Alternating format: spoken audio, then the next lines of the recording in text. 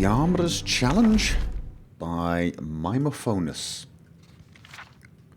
300 years ago, when Kateria became empress, the first and only Domna to rule all of Tamriel, she faced opposition from the Imperial Council. Even after she convinced them that she would be the best regent to rule the empire, while her husband Pelagius sought treatment for his madness, there was still conflict.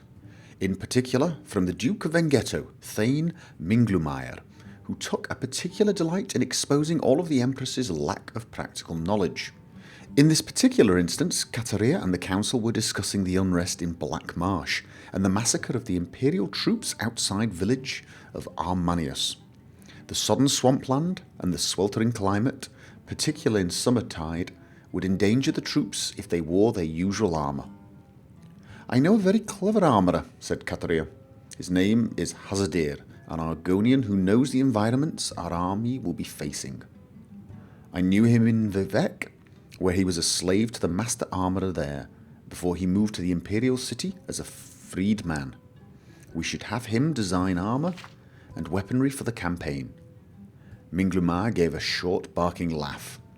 "She wants a slave to design the armour and weaponry for our troops. Cyrolus Sacus is the finest armourer in the Imperial City. Everyone knows that." After much debate, it was finally decided to have both armourers contend for the commission. The council also elected two champions of equal power and prowess, Nandor Beraid and Raphalus Eul, to battle using the arms and armaments of the real competitors in the struggle. Whichever champion won, the armourer who supplied him would earn the Imperial Commission. It was decided that Beraid would be outfitted by Hazadir and Eul by Sacus. The fight was scheduled to commence in 7 days. Cyrolus Sacus began work immediately. He would have preferred more time, but he recognised the nature of the test. The situation in Arminius was urgent. The Empire had to select their armourer quickly, and once selected, the preferred armourer had to act swiftly and produce the finest armour and weaponry for the Imperial army in Blackmarsh. It wasn't just the best armourer they were looking for, it was the most efficient. Sacus had only begun steaming the half-inch strips of black virgin oak to bend into bands for the flanges of the armour joints when there was a knock at his door. His assistant, Fandius, ushered in the visitor. It was a tall reptilian of common markings, a dull green fringed hood, bright black eyes, and a dull brown cloak. It was Hazadir, Kateria's preferred armourer. "I wanted to wish you the best of luck on the... Is that ebony?" It was indeed. Sacus had bought the finest quality ebony weave available in the Imperial City as soon as he heard of the competition and had begun the process of smelting it. Normally it was a 6-month procedure refining the ore, but he hoped that a massive convection oven stoked by white flames born of magicka would shorten the operation to 3 days. Sacus proudly pointed out the other advancements in his armoury. The acidic lime pools to sharpen the blade of the daikatana to an unimaginable degree of sharpness. The Yakaviri forge and tongs he would use to fold the ebony back and forth upon itself. Hazadir laughed. "Have you been to my armoury? It's 2 tiny smoke-filled rooms. The front is the shop, the back is filled with broken armour, some hammers and a forge. That's it.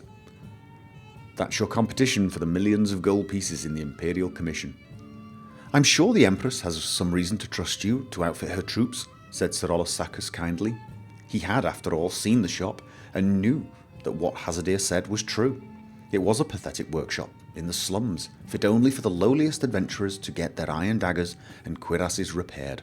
Sacus had decided to make the best quality regardless of the inferiority of his rival. It was his way, and how he became the best armourer in the Imperial City. Out of kindness, and more than a bit of pride, Sacus showed Hazadir how, by contrast, things should be done in a real professional armoury. The Argonian acted as an apprentice to Sacus, helping him refine the ebony ore and to pound it and fold it when it cooled.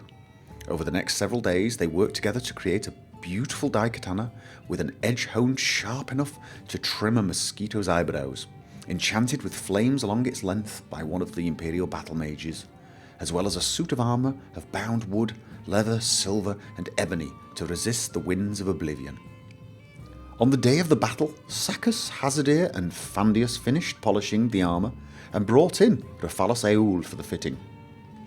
Hazardere left only then, realising that Nandor Beraid would be at his shop shortly to be outfitted. The two warriors met before the Empress and Imperial Council in the arena, which had been flooded slightly to simulate the swampy conditions of Black Marsh. From the moment Sacus saw Eul in his suit of heavy ebony and blazing daikatana, and Beraid in his collection of dusty, rusty lizard scales and spear from Hazardere's shop, he knew who would win, and he was right. The first blow from the daikatana lodged in Beraid's soft shield, as there was no metal trim to deflect it. Before Eul could pull his sword back, Beraid let go of the now flaming shield, still stuck on the sword, and poked at the joints of Eul's ebony armour with his spear. Eul finally retrieved his sword from the ruined shield and slashed at Beraid. But his light armour was scaled and angled, and the attacks rolled off into the water, extinguishing the daikatana's flames. When Beraid struck at Eul's feet, he fell into the churned mud and was unable to move. The Empress, out of mercy, called a victor. Hazardere received the commission, and thanks to his knowledge of Argonian battle tactics and weaponry, and how best to combat them, he designed implements of war that brought down the insurrection in Armanius. Cataria won the respect of the council, and even grudgingly that of Thane Minglumire. Cyrolus Sacus went to Morrowind to learn what Hazardere learned there, and was never heard from again. I suppose the moral of the story here is always bring the right tools for the job. I don't know about you, I'd still favour the ebony enchanted items personally, but there you go.